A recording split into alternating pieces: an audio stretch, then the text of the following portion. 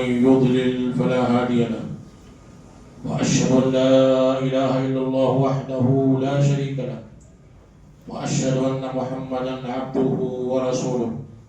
أعوذ بالله السميع العليم من الشيطان الرجيم.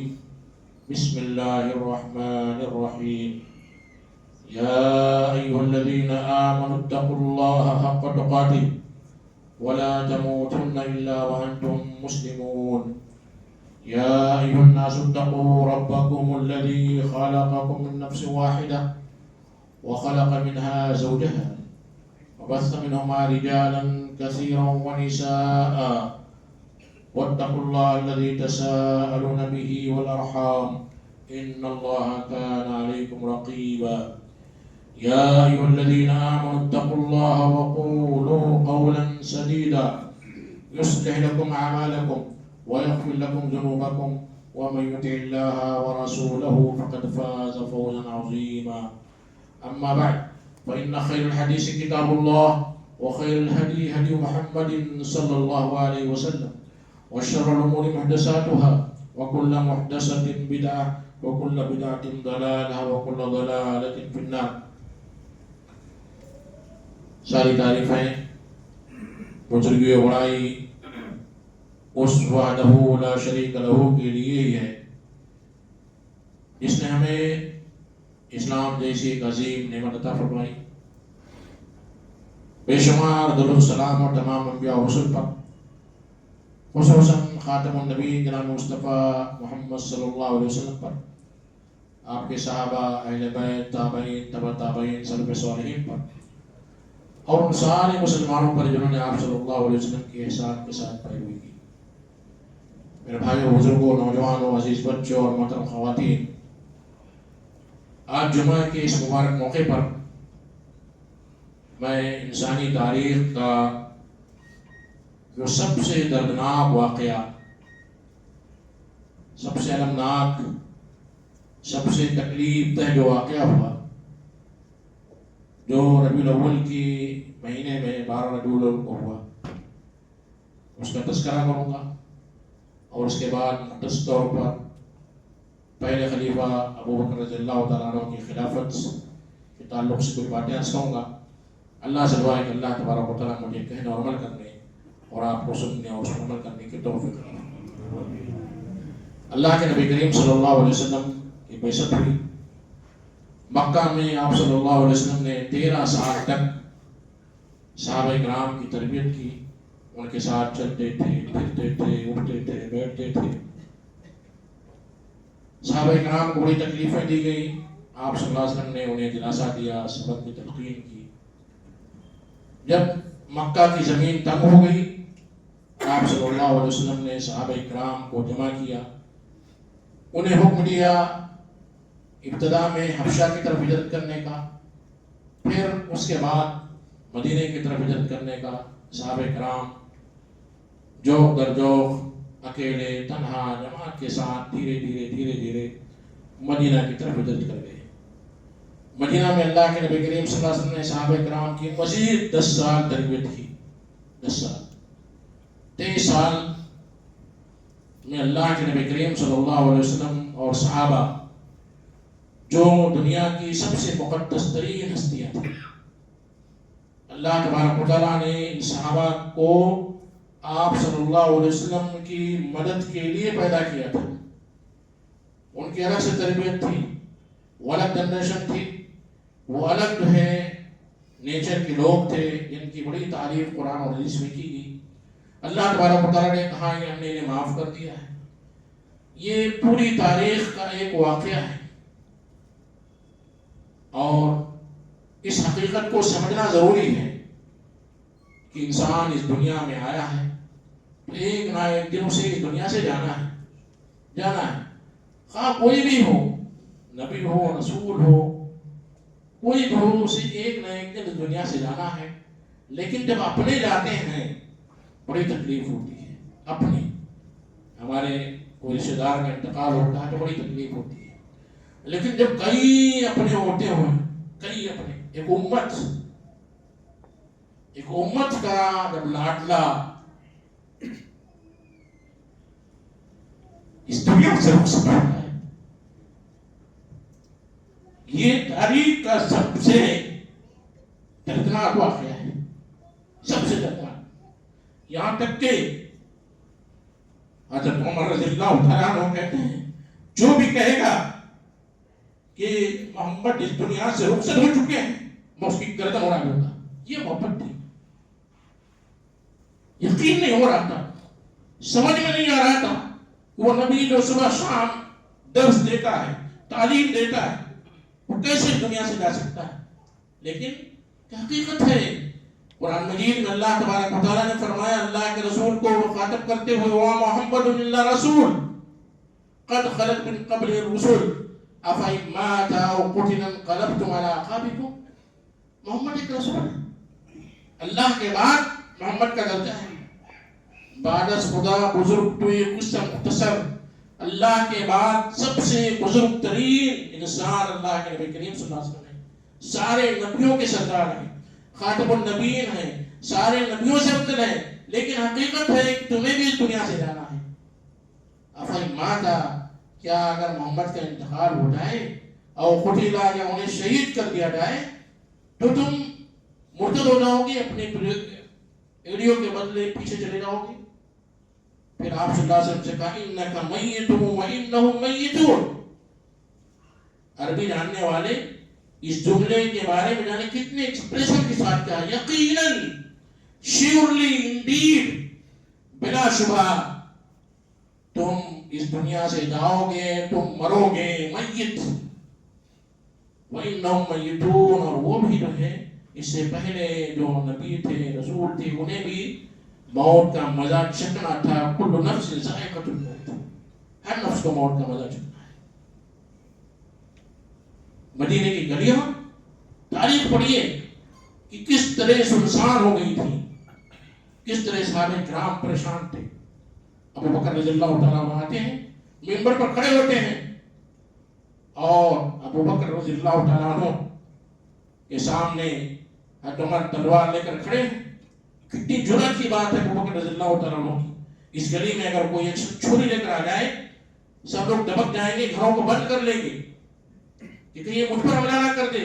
ایسی صورت میں نبی کے انتقال کے وقت ایک صحابی کہتا، جو بھی کہے گا کہ نبی کا انتقال ہوا میں اس کی گردن اڑا دوں گا. ابو بکر دلیر انسان کھڑے ہوتے ہیں، تقریر کرتے ہیں، کہتے ہیں سنو، من کان یعبد محمدا فإن محمدا قد مات.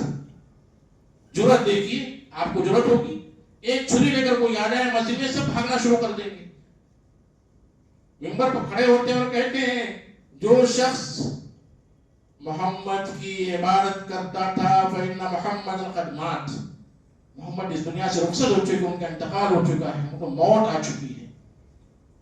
میں موت کا لفظ اس لیے استعمال کر رہا ہوں بار بار کہ بہت سارے ہمارے جاہل علماء اور مسلمان کہتے ہیں کہ اللہ کے نبی کریم صلی اللہ علیہ وسلم دنیا سے پردہ فرما گئے. تو اسی لیے کبھی کبھی ہو سکتا ہے یہ موت کے لفظ میں گستاخی ہو جائے، لیکن میں اسے گستاخی نہیں سمجھتا ہوں. یہ ایک عقیدے کا مسئلہ ہے. فإن محمدا قد مات ومن كان يعبد الله فإن الله حي لا يموت. جو اللہ کی عبادت کرتا تھا اسے جان لینا ہے کہ اللہ زندہ ہے، اسے موت نہیں آئے گی. اللہ لا الہ الا هو الحی القیوم لا تأخذه سنة ولا نوم. اسے اونگ بھی نہیں آتی ہے، موت تو دور کی بات ہے. حی ہے، ایور لاسٹنگ جو ہے، زندہ رہنے والا ہے. اللہ القیوم پوری دنیا کو، پوری کائنات کو سنبھالنے والا ہے، تھامنے والا ہے.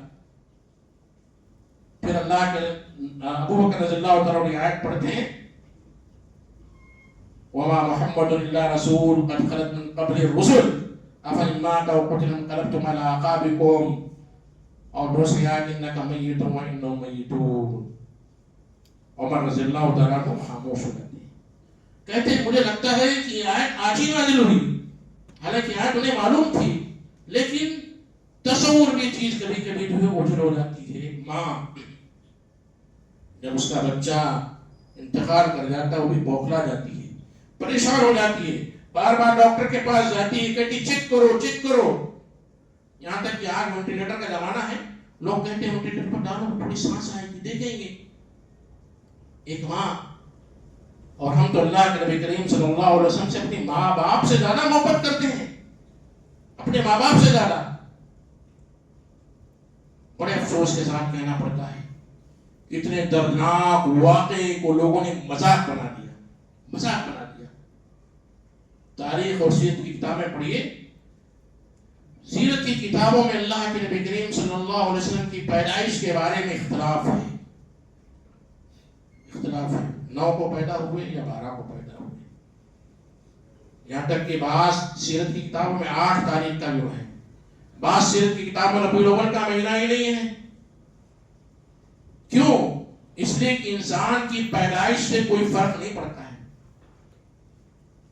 انسان کے اعمال سے فرق پڑتا ہے، انسان کے اخلاق سے فرق پڑتا ہے، انسان کے کردار سے، انسان کی کوالٹی سے فرق پڑتا ہے.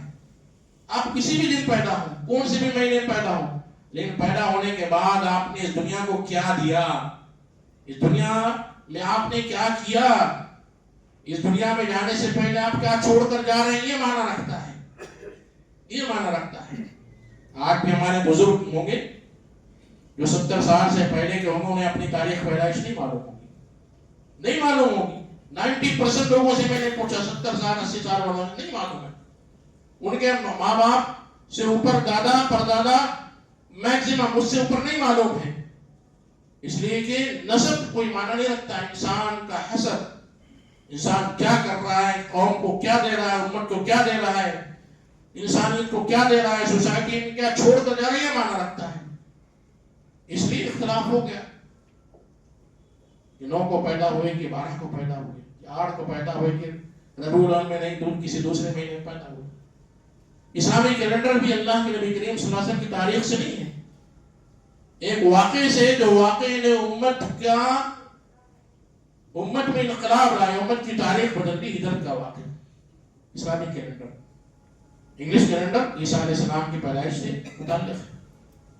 تو معلوم ہوا کہ ہمارے نزدیک پیدائش کوئی معنی نہیں رکھتی ہے، معنی رکھتی ہے تو انسان کا کردار، اخلاق، دنیا میں کیا چیز چھوڑ کر جا رہا ہے. تو اس کے بعد جب آگے بڑھتے ہیں تو معلوم ہوتا ہے کہ اللہ کے نبی کریم صلی اللہ علیہ وسلم کی وفات کے بارے میں اکثر سیرت والے لکھتے ہیں کہ 12 ربیع الاول کو اللہ کے نبی کریم صلی اللہ علیہ وسلم کی وفات ہوئی تھی. میجورٹی، بلکہ میں کہوں گا کہ اس میں اجماع ہے، ثابت ہے کہ 12 ربیع الاول کو اللہ کے نبی کریم صلی اللہ علیہ وسلم کی وفات ہوئی تھی. کتنے افسوس کی بات ہے، کتنے غم کی بات ہے کہ اللہ کے نبی کریم صلی اللہ علیہ وسلم کی وفات ہوئی 12 ربیع الاول کو، اور ہم ڈھول بجا رہے ہیں، تاشے بجا رہے ہیں، ڈانس کر رہے ہیں، ولگر چیزیں جو ہے استعمال کر رہے ہیں، خوشیاں منا رہے ہیں. نعوذ باللہ، شیطان کتنا خوش ہوتا ہوگا ہماری حالات کو دیکھ کر. میں اس منبر سے اس شخص کا نام نہیں لینا چاہتا تھا لیکن مجھے لینا پڑ رہا ہے. RSS کے لیڈر موہن بھاگوت کہتا ہے کہ اسلام میں اللہ کے نبی کریم صلی اللہ علیہ وسلم کے پیدائش کے دن کو منانا جائز نہیں ہے. پڑھیے آپ، اس نے کہا ہے منانا جائز نہیں ہے، لیکن یہ اکثر و بیشتر جو ہے ہندوستان پاکستان اکھنڈ بھارت کا لفظ اس نے استعمال کیا ہے. اکھنڈ بھارت میں ہندوستان پاکستان بنگلہ دیش تینوں آتے ہیں چونکہ پہلے، اور افغانستان کا بھی کچھ علاقہ آتا ہے جو انگریزوں کے زمانے سے پہلے تھا. یہاں کے لوگ اللہ کے نبی کریم صلی اللہ علیہ وسلم کی پیدائش کا دن مناتے ہیں جبکہ اسلام میں جائز نہیں ہے.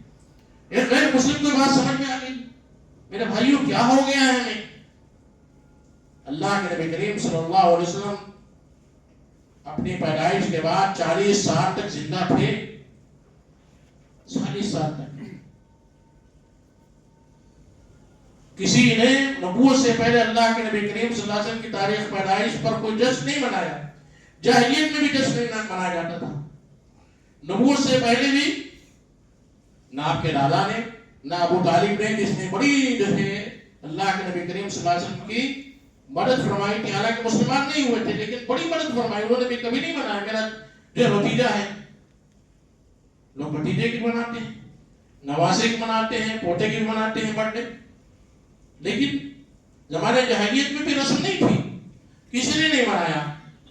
40 سال کے بعد اللہ کے نبی کریم صلی اللہ علیہ وسلم کو نبوت ملی. اقرا بسم ربک الذی خلق. آپ نے جو ہے 13 سال تک مدینے میں دعوت دی، کبھی بھی نہیں کہا کہ میرے جو ہے تاریخ پیدائش منائی جائے، نہ صحابہ کرام نے منایا.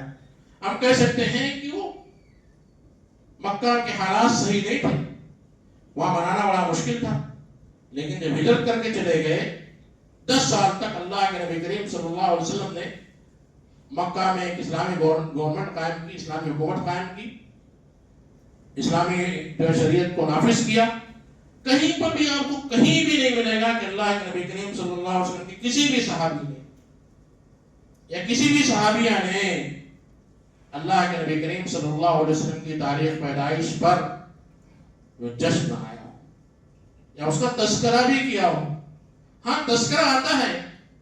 اللہ کے نبی کریم صلی اللہ علیہ وسلم کی زبانی آپ سے پوچھا گیا پیر اور جمعرات کو روزہ کیوں رہتے ہیں، تو آپ نے فرمایا پیر کے دن میری پیدائش ہوئی تھی.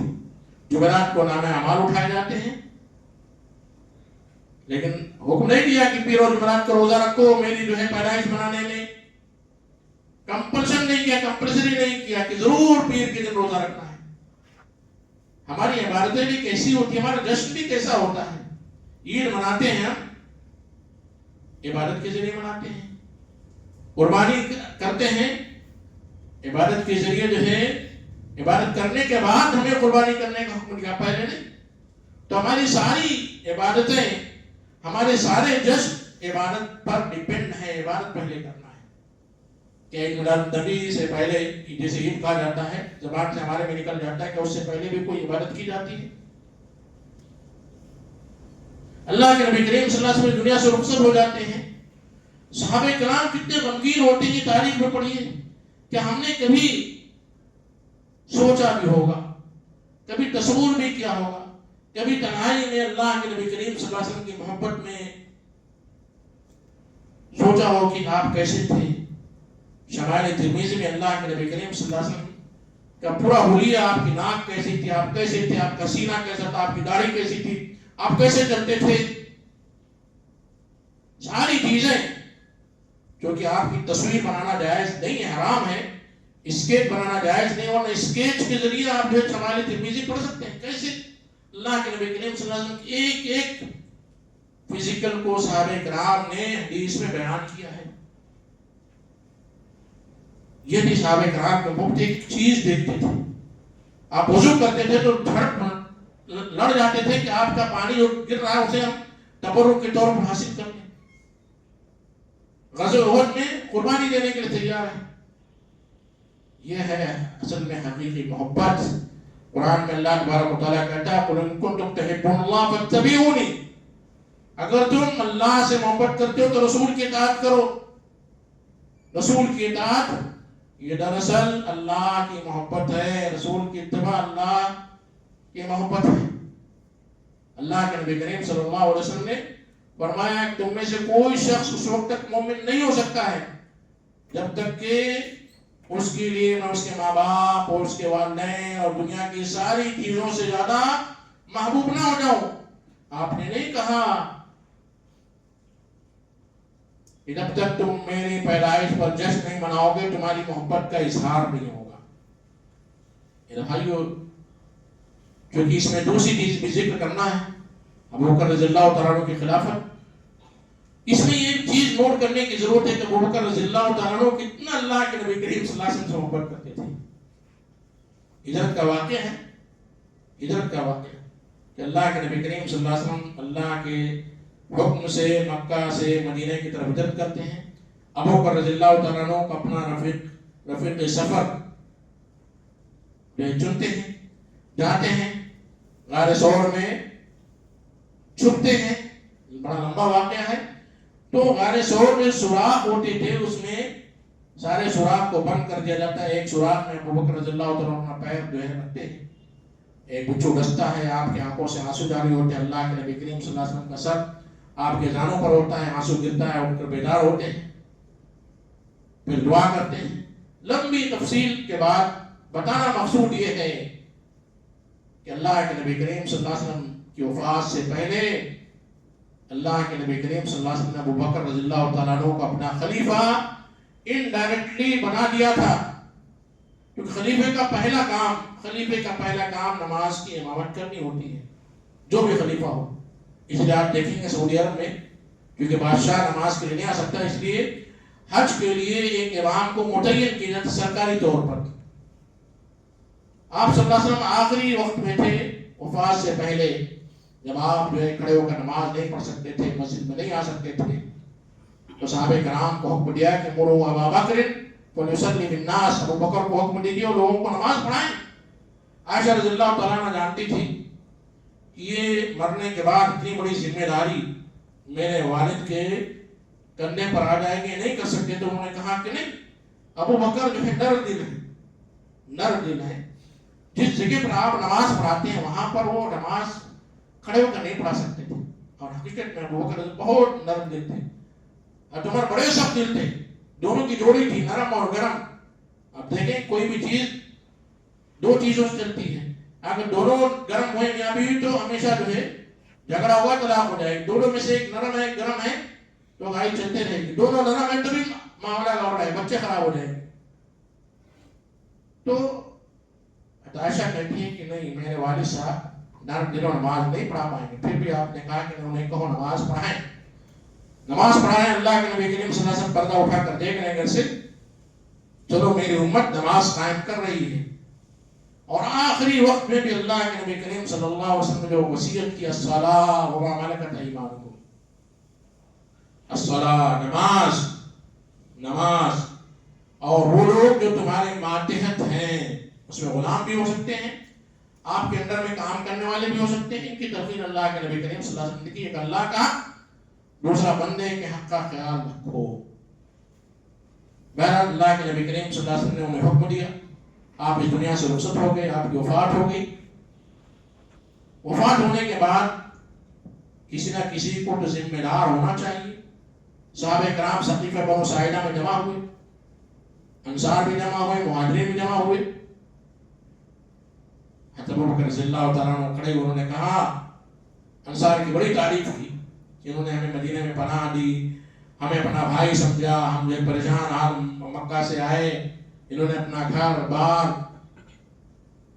اپنی پراپرٹی کو بھی ہمیں تقسیم کیا، خوب تعریف کیے۔ لیکن چونکہ زمانے جاہلیت سے ہی پورے عربوں پر قریش کا قبضہ تھا، اور قریش کو جو ہے سارے عربوں کا امیر مانا جاتا تھا زمانے جاہلیت میں، اس لیے عمارت قریشی کو دی جائے گی۔ گفتگو ہو رہی تھی، ابو بکر رضی اللہ تعالیٰ عنہ تھے، ابو عبیدہ بن الجراح تھے، حضرت عمر رضی اللہ تعالیٰ عنہ تھے، بات چیت چل رہی تھی۔ دیکھیے سرداری کیسے ملتی ہے۔ ابو بکر رضی اللہ تعالیٰ عنہ کہتے ہیں کہ عمر اور ابو عبیدہ ہیں، دونوں میں سے کسی کی بیعت کر لیجیے، ذمہ داری سے بھاگ رہے ہیں۔ آج ہم لوگ مسجد کے ٹرسٹی بننے کے لیے، کسی بھی جماعت کے آرگنائزیشن کے ہیڈ بننے کے لیے مختلف قسم کے ناجائز کام، فراڈ، غیبت، چغلخوری، ہتھکنڈے، پولیس کی مدد، مسجد کے جو ہے ذمہ دار کو ہٹانے کے لیے مسجد کے مصلیان کے ساتھ بیٹھ کر سازشیں کرتے ہیں۔ ابو بکر کہتے ہیں عمر اور ابو عبیدہ موجود ہے، دونوں میں سے کسی سے بیٹھ کر لیجیے۔ لیکن سارے صحابہ کرام کو انڈائریکٹلی یہ چیز بتا دی گئی تھی کہ ابو بکر رضی اللہ تعالیٰ امیر ہوں گے۔ عمر رضی اللہ تعالیٰ عنہ نے کچھ نہیں کہا، دوڑے اور خود ابو بکر رضی اللہ تعالیٰ عنہ کا ہاتھ پکڑا، ان پر بیعت کر لی، کتنے آسانی سے۔ یہ دیکھنا تھا کہ سارے صحابہ کرام نے اللہ کے بعد، اللہ کے نبی کریم صلی اللہ علیہ وسلم کی وفات کے بعد، ابو بکر رضی اللہ تعالیٰ عنہ جن کے بارے میں اللہ کے نبی کریم صلی اللہ علیہ وسلم بہت فضائل بیان کی تھی، کہا آپ صلی اللہ علیہ وسلم نے کہ اگر اس دنیا میں مجھے کسی کو دوست بناتا، خلیل کہتے ہیں بالکل اتنا جگری دوست جس سے کوئی بات نہیں چھپائی جاتی، تو ابو بکر کو بناتا، ابو بکر کو بناتا۔ آپ صلی اللہ علیہ وسلم کہتے ہیں کہ اسلام میں سب سے زیادہ احسان جو کیا ابو بکر رضی اللہ تعالیٰ عنہ نے میرے ساتھ کیا، میں ان کے احسان کا بدلہ نہیں دے سکتا ہوں۔ ابو بکر فی الجنہ، ابو بکر جنت میں ہے، اس کی بشارت دی۔ تو یہاں پر جو ہے سارے صحابہ کرام نے چونکہ ان کے نزدیک ابو بکر رضی اللہ تعالیٰ عنہ سب سے افضل ترین تھے، اس لیے بنا چوچنا سارے صحابہ کرام نے بیعت کی۔ بیعت کرنے کے بعد اب دیکھیں خلیفہ کس طرح تقریر کرتا ہے۔ آج ہمیں کوئی صدارت مل جاتی ہے، کوئی ذمہ داری مل جاتی ہے تو اپنے آپ کو ڈان سمجھنے لگتے ہیں۔ ڈان، میں تو اس علاقے کا سردار ہو چکا ہوں، میری مرضی چلے گی۔ کھڑے ہوتے ہیں اور کہتے ہیں سنو، مجھے تمہارا امیر بنایا گیا، وَلَسْتُ بِخَيْرِكُمْ، میں تمہارا امیر ہوں لیکن میں تم میں سب سے اچھا انسان نہیں ہوں۔ اپنے بارے میں مجھے نہیں معلوم ہے مجھ میں کتنی اچھا ہے۔ وَلَسْتُ بِخَيْرِكُمْ، آپ ہی نہ سمجھے مجھے امیر بنایا گیا تو سب سے بہتر نہیں ہوں، حالانکہ تھے۔ وَلَسْتُ بِخَيْرِكُمْ، الصدق امانہ، سچائی امانت ہے، والکذب خیانہ، اور جھوٹ جو خیانت ہے۔